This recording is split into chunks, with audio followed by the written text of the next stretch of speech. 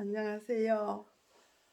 오랜만에 또 오늘 소식을 좀 전해드려야 되겠네요.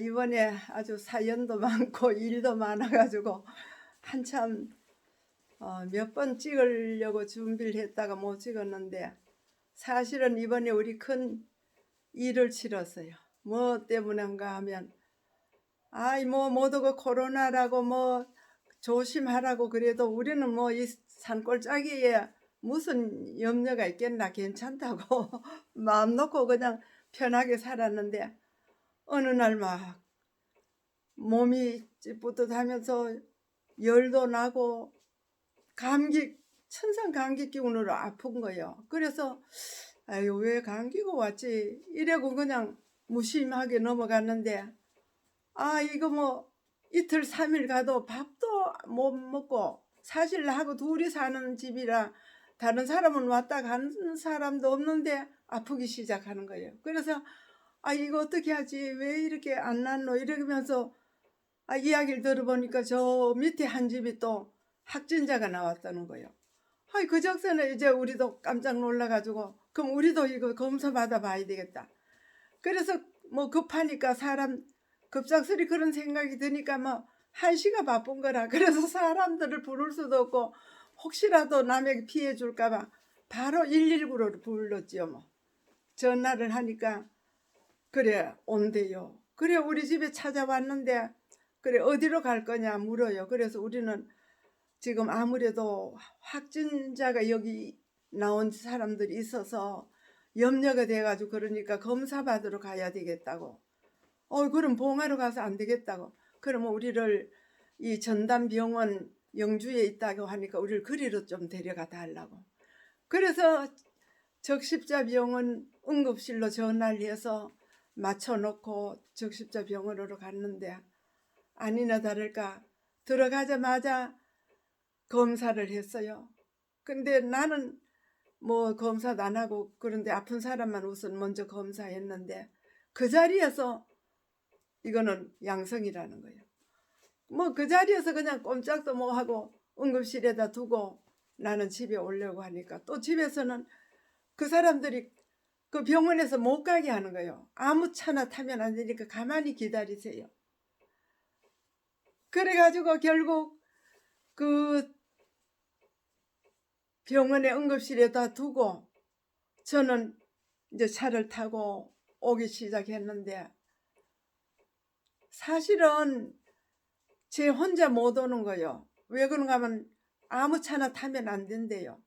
그래서 병원에서 주선해준 또 119 차가 또 다시 와서 저를 태워다가 집에 데려다 주고, 그래 저는 왔거든요. 그래 집에 왔는데 그 이튿날 저 검사해놓고 왔기 때문에 그 이튿날 저도 확진이 됐다는 거예요. 양성으로 나왔으니까 이제 집에 가만히 있으래요. 그러면 우리 둘 다 확진이 되었으면 우리를 오늘 병원에 나를 데려가 주되 우리는 같은 방에다가 입원하도록 해달라 그랬어요. 그랬더니 그렇게 하도록 해보겠다고. 그래 노력하고 저거 피울고, 그래 이제 연락을 받고 데리러 오도록 기다렸는데, 얼마나 한낮을 기다려도 안 와. 사람들이 데리러 안 와요. 야, 이상하다. 그 다시 전화를 했더니 병원을 찾느라고, 지금 입원실이 없어서 영주 병원엔 입원할 수가 없어서 다른 곳으로 가실 만한 자리를 찾느라 그러니까 기다리라고. 그래서 결국 4시가 돼가지고 또 119 차가 와서 나를 데려가는데, 참 마음 가운데야 그 병이 어떤 병인지는 잘 몰라도 늘 텔레비를 통해서 노인들이 무섭다고 그런 이야기를 들었기 때문에 이게 마지막인가 보다. 사실 나도 이제는 이 집이 오늘이 마지막일 수 있겠다 이런 생각을 하면서 이제 몇 가지 옷과 책을 싸고 이제 차를 타면서 내가 다시 이 집에 못 올 수도 있겠구나 이런 생각을 하면서 집을 한 번 더 둘러봤어요. 그래 돌아보고 내려가면서 이제 정말 우리가 오늘로 내가 마지막이라 하면 무엇을 있는가? 또 나는 못한 게 뭔가?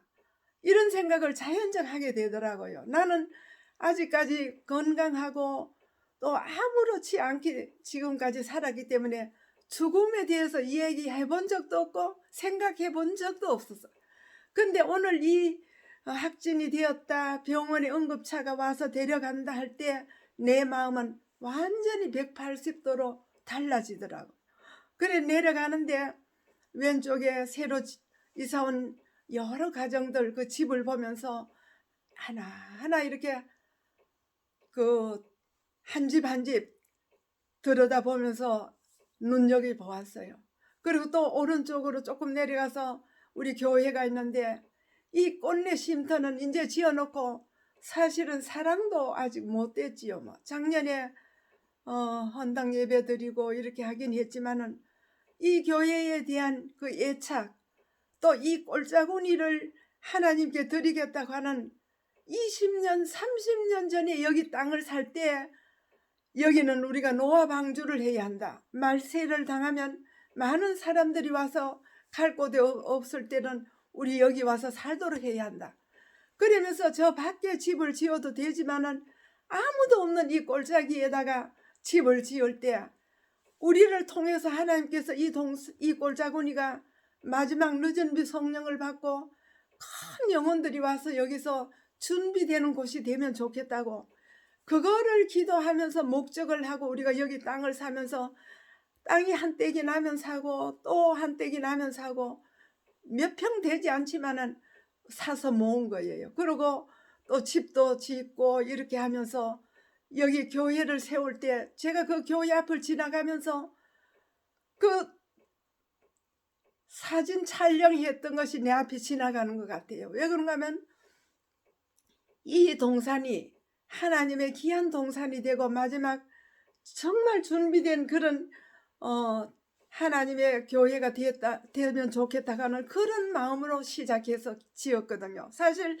거기 교회 짓겠다고 생각할 때 우리 장로님이 논 조그만한 거 제일 처음으로 이 골짜기에 올 때 샀는 그 땅을 하나님께 드리기로 헌신하고 나도 손뼉치면서 좋다고 잘 됐다고 그렇게 하면서 교회를 짓기로 했지만은 사실 땅뿐이고 돈 7천만 원밖에 없었어요. 사실 여기 예배당 짓는다고 하는 건 회계 장로님도 그랬어요. 아이고 이 돈 가지고 여기 붙일 데가 있겠느냐 그래요. 그럴 때 저는 큰 소리도 쳤지요.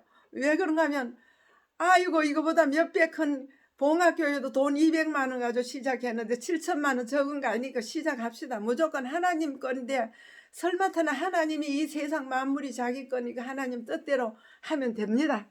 그래서 큰 소리 치고 이제 시작하자고 그랬는데 사실은 하나님께서 그 30평 60평 짓도록 그렇게 하나님께서 도와주신 거는 어쨌든 공사를 마칠 때 3억이 들었다고 하는 이야기를 들었어요. 근데 하나님이 다 이런 방법 저런 방법으로 대해주신 것이 제 머리에 기억이 나거든요. 지나가면서 그 교회 앞을 지나가면서 이제 내가 못 돌아온다 할지라도 우리 평생에 남은 이 교회 하나 남겨놓고 가는구나. 그리고 또 여기 많은 식구들이 오고 싶어 해서 여기 와서 터를 잡고 마지막 때를 위해서 여기와 집을 짓고 이렇게 살게 해주셨으니 정말 감사합니다. 내가 다시 돌아오지 않는다 해도 이것으로 내가 만족해야지 더 이상 큰일은 할 수 없겠구나.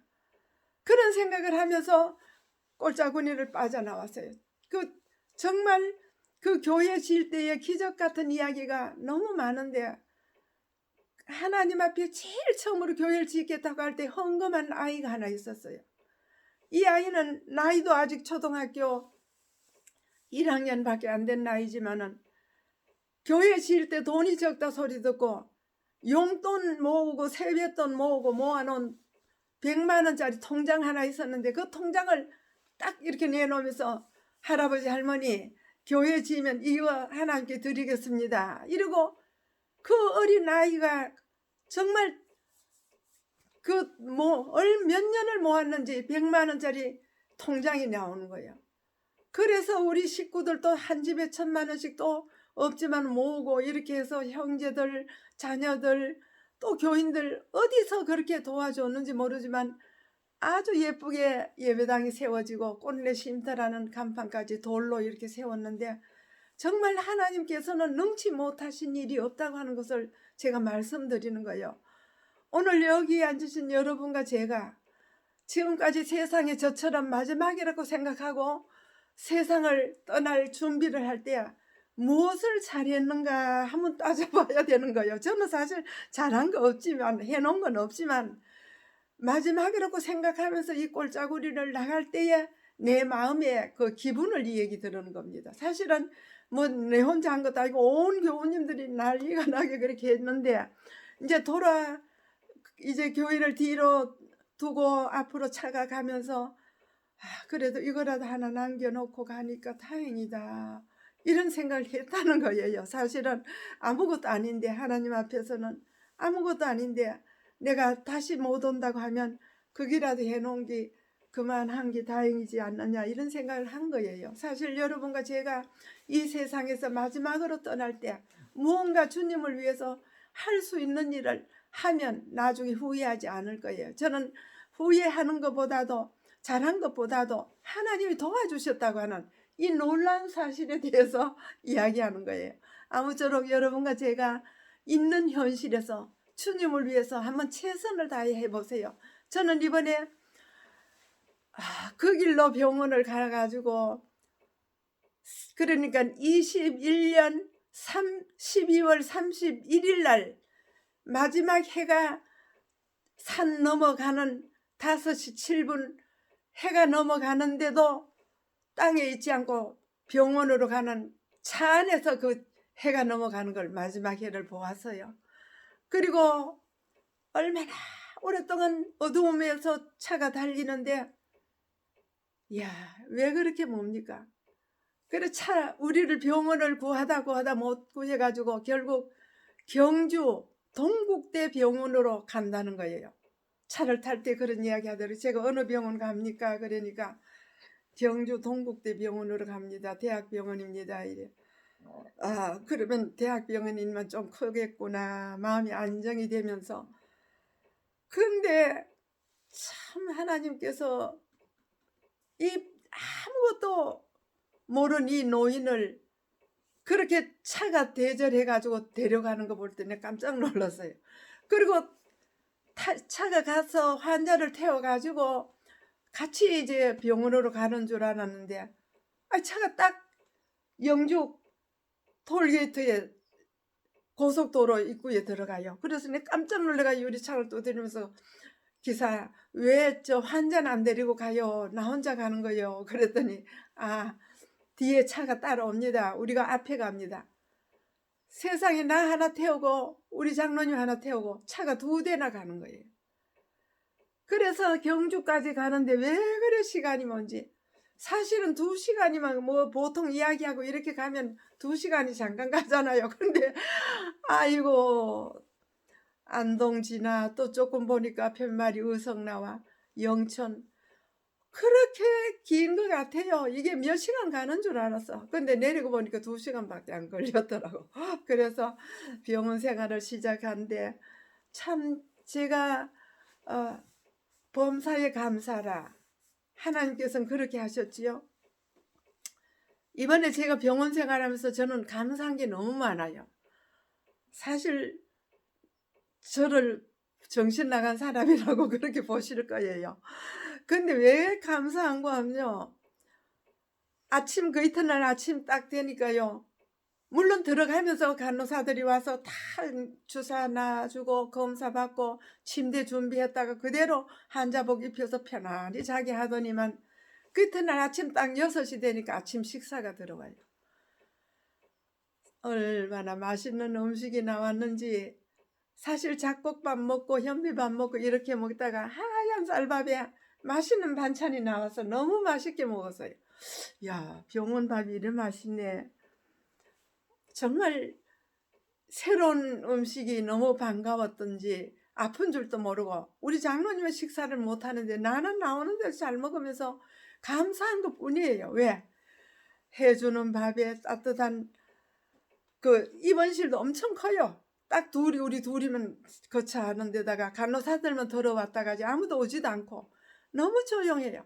그래서 책을 한 권 가져가 가지고 하나님의 말씀을 읽으면서 은혜를 받는데, 이 밖에서는 사실 그렇게 집중해서 못 보잖아요. 뭔 일도 해야 되고 또 좀 보다가 뭐 다른 거 생각들을 많이 하는데, 그 병원 생활은 조용하기 때문에 다른 잡념이 있을 리가 없고 오히려 그 말씀에 빠져 들어가서 너무 좋은 시간들을 보낸 거예요. 그래서 어려운 일 당해도 감사한 조건을 찾으니까 감사할 일들이 너무 많은 거예요.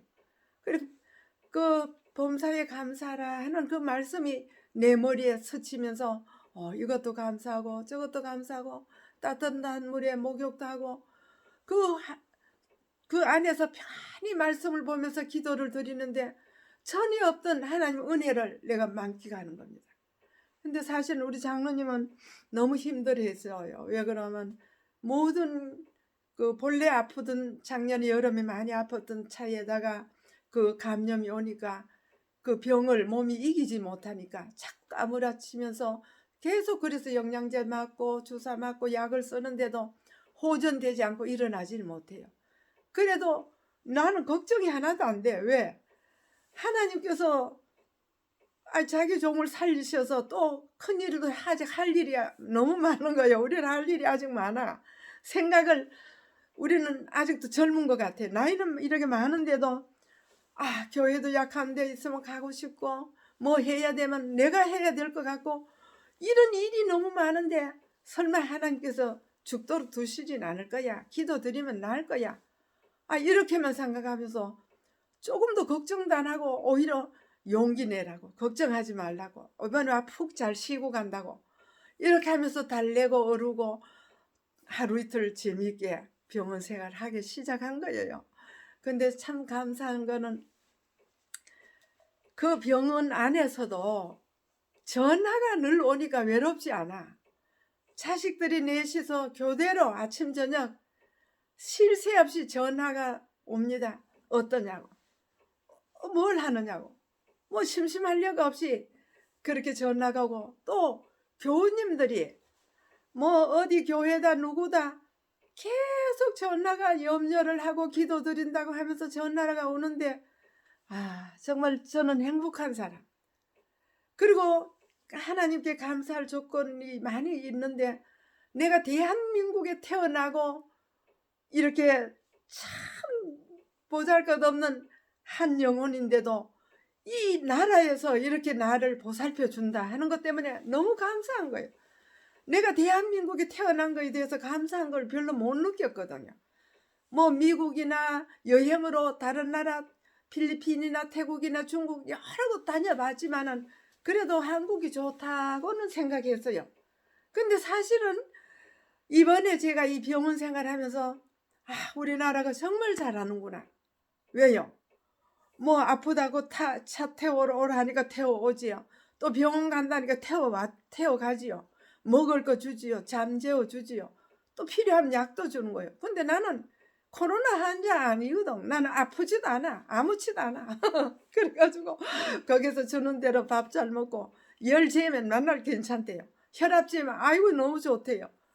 간호사들이 웃어요. 안 아파요. 난 안 아프다고. 대단하시네요. 난 대단하다고. 원래 안 아픈 사람이라고. 이렇게 큰 소리 치면서 그날 사는데 문제는 우리 장로님 너무 안 먹는 거예요. 너무 식사를 못 하셔요. 그래서 나중에는 내가 다 이렇게 수발을 들면서 하는데 자꾸 죽겠다는 거예요. 죽겠다. 내 이래서 못 살겠다. 난 죽겠다. 난 화가 얼마나 나는지. 죽겠다 하면 죽는 거요. 살겠다 하고 감사하고 나처럼 이러면 금방 나을 텐데 죽겠다 하면 죽는 건데 왜 자꾸 죽겠다 하느냐고. 내가 막 애들 나무래듯이 혼을 막 내서 그런 소리 하지 말라고. 그랬더니 우리 장로님이 삐쳐서 그래 난 죽는다. 그 길로 그래서 약도 안 먹고 밥도 안 먹고 하루 종일. 이제 다 떨어져가지고 내일이나 모레 이제 날 퇴원하라고 우리 나가도 된다고 했는데 하루를 그렇게 속을 끓이고 나니까 열이 오르기 시작하면서 장로님 더 아픈 거예요. 나가도 된다고 하고 우린 이제 10일이 되었으니까 나가도 된다고 10일. 그러니까 1월 1일부터 11일 날 퇴원하도록 나는 퇴원 수속 해놨거든. 근데 저 양반이 일어나질 못하는 거예요. 그래서 제가 또 다시 빌었어요. 아이고 내 잘못했다. 당신 미워서 그런 거 아니고 내 말 들어보라고. 용기를 가지라고 한 말이지. 내가 당신 없으면 난 못 살아. 그러니까 제발 그런 마음 풀라고 빌었다고요. 그래가지고 우리 장로님 마음도 풀어지고 다시 약도 먹고 밥을 조금씩 들면서 퇴원해가 오게 된 이야기를 할 텐데 다음에 또 할게요. 오늘 너무 길으면 내 이야기 너무 길면 안 되니까 다음에 뵐게요. 안녕히 계세요.